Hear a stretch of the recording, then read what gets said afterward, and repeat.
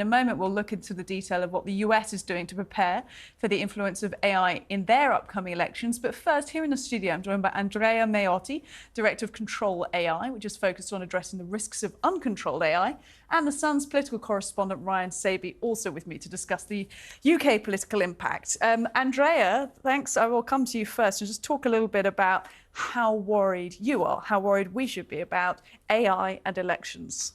Yeah, thank you for having me tonight. Well, deepfakes since 2019 have increased by over 550%. That's a staggering increase, and they keep growing. I expect there's going to be a real concern with elections this year. The trend is not going to slow down. As you mentioned, there are basically no rules and no controls on them. Although election deepfakes are just, in some ways, the tip of the iceberg.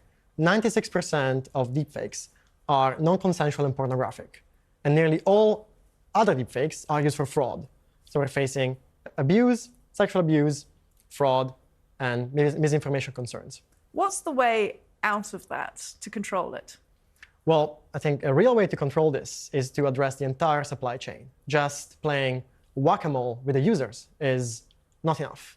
These deepfakes are enabled by quite sophisticated technology that, however, is now becoming available to everyone at any time just with a laptop. And a few firms are the ones developing models that enable this, making these firms responsible, making website cloud providers responsible, would responsibilize the supply chain and make sure that this thing doesn't hurt us and our identities remain safe. When we think about the way that malign powers have previously used social media to influence elections, what we know that Russia did, for example, manipulating social media and using troll farms and that type of thing to sway the way people voted and thought about things. AI opens up tools to the masses. It doesn't just have to be somebody in power. Anybody can create a deepfake, right?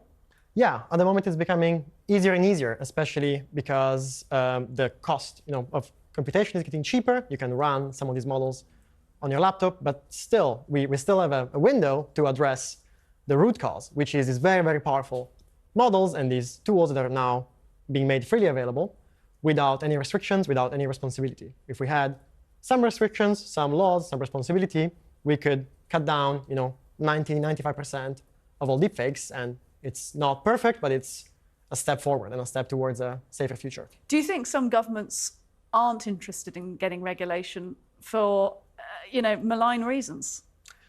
I'm not sure, but I think often the explanation is more mundane. Governments are falling behind the pace at which this technology is developing. We are seeing exponential growth in AI in all areas. This is just one of them. As Sam Altman, CEO of OpenAI, warned us just before, it's getting smarter in any area, at manipulation, at politics, at maths, at science. Billions are being poured into making this happen, and governments are just falling behind. And it would be good for governments to catch up, intervene, and take a break and find a way to deal with this exponentially rising technology. Perhaps if they find themselves losing at the elections, that might spur them on to take some action if they find it was a result of AI. Let's talk more about governments. Bring in